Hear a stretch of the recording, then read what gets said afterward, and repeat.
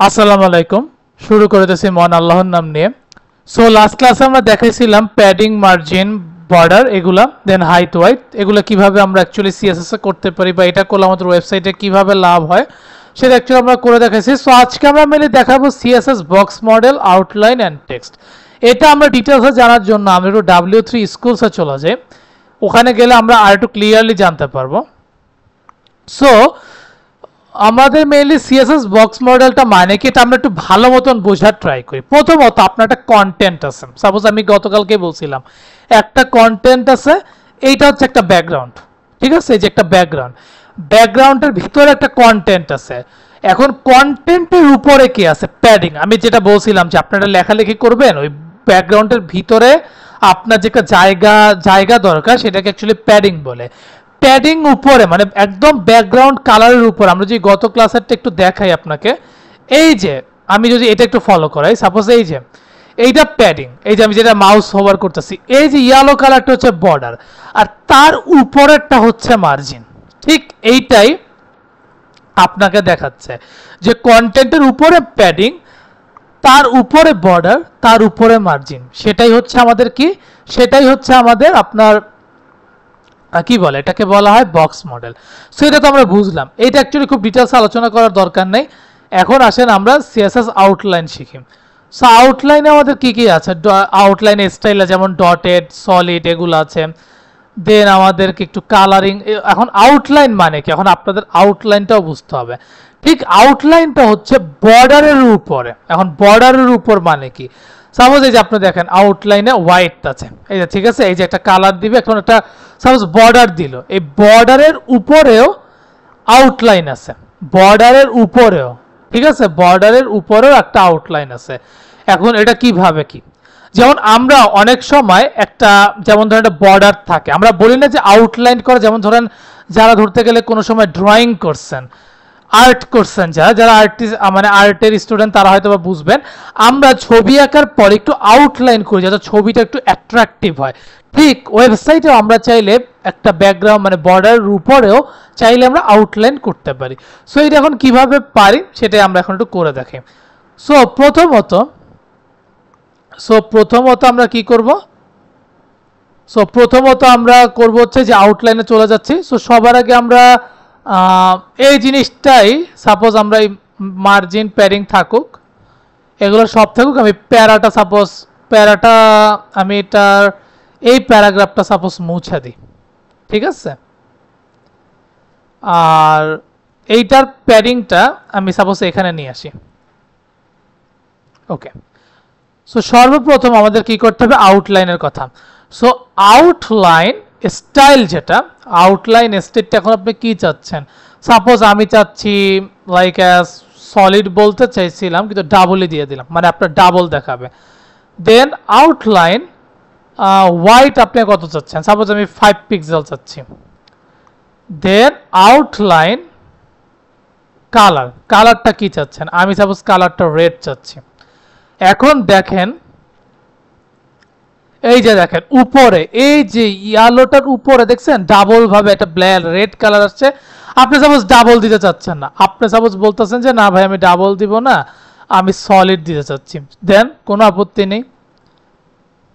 এই দেখেন উপরে একটা লাল কালার আছে, বর্ডারের উপরে মেইনলি আমার আউটলাইন থাকে। সো এইটা হচ্ছে আমাদের আউটলাইনের কাজ। আমরা আউটলাইনকেও চাইলে একভাবেই লিখতে পারি, suppose outline, OUT outline, suppose 5 pixel solid red. দেখি তো আমাদের এই জিনিসটা রান করে কিনা।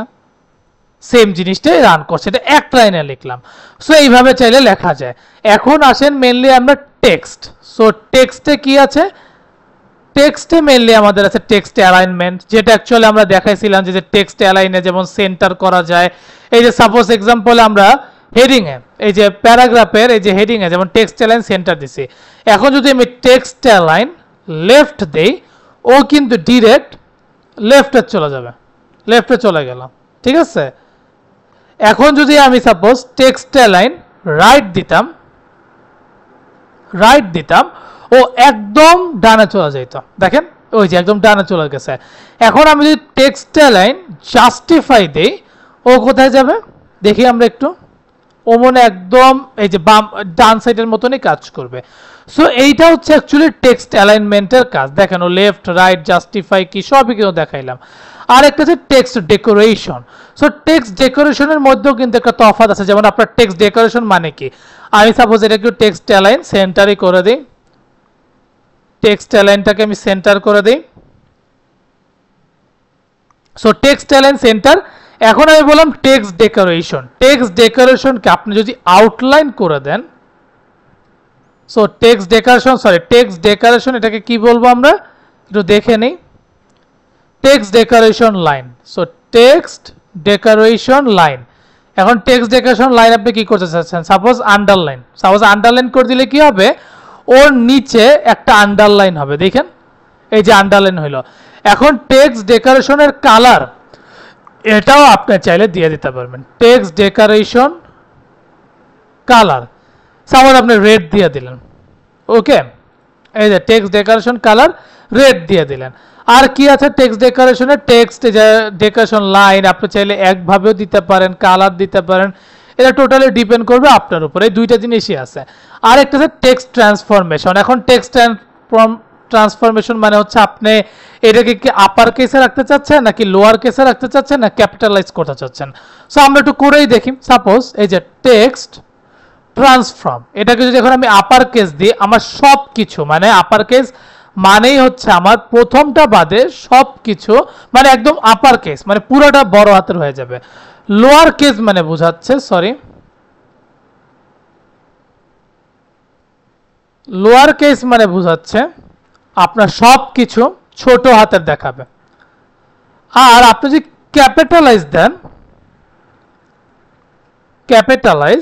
তাহলে আপনার কি হবে, শুধু উপরটা মানে প্রথমটা মানে প্রথম অক্ষরটা বাদে সবগুলাই আপনার মেনলি দেখাবে। এখন আরেকটা জিনিস আছে আমরা দেখছিলাম, এটা কি, সেটা হচ্ছে টেক্সট স্পেসিং। টেক্সট স্পেসিং মানে হচ্ছে আপনার টেক্সট ইনডেন্ট আছে, এখানে লেটার স্পেসিং আছে, লাইন হাইট আছে, ওয়ার্ড স্পেসিং আছে, এগুলো আপনার দেখানো লাগবে। এখন লেটার স্পেসিং মানে কি, সাপোজ আমি এই যে এখন যদি দেখাই লেটার স্পেসিং সাপোজ 5 পিক্সেল দিলাম, দেখবেন আমার প্রত্যেকটা অক্ষর সরে যাবে। এই যে প্রত্যেকটা অক্ষর সরে যাবে।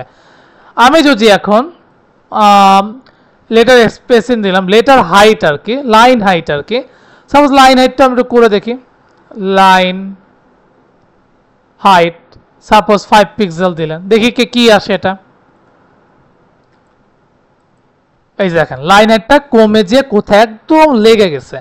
সো আর কি আছে, আরেকটা আছে ওয়ার্ড স্পেসিং। ওয়ার্ড স্পেসিং মানে হচ্ছে আপনার সবগুলো ওয়ার্ড একদম সরে যাবে। আমি এটাও তো একটু দেখাই দিই।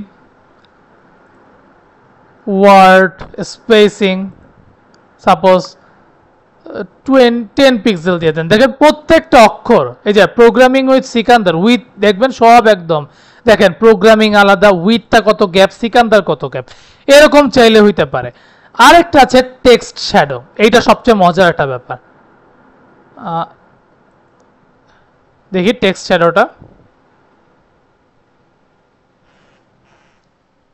নেটটা যদিও স্লো।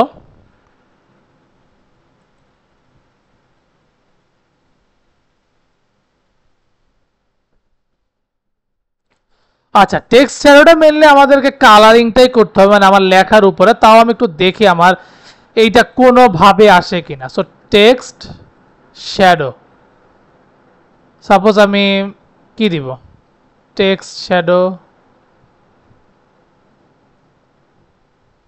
একটু ওয়েট,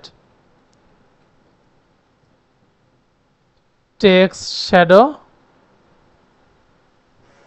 30 পিক্সেল,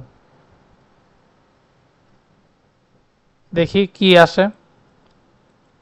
জানি এটা কালারিং করতে হবে, আমি একটু দেখাতে চাচ্ছিলাম, তাও জাস্ট আ মিনিট, একটু সময় নিচ্ছে।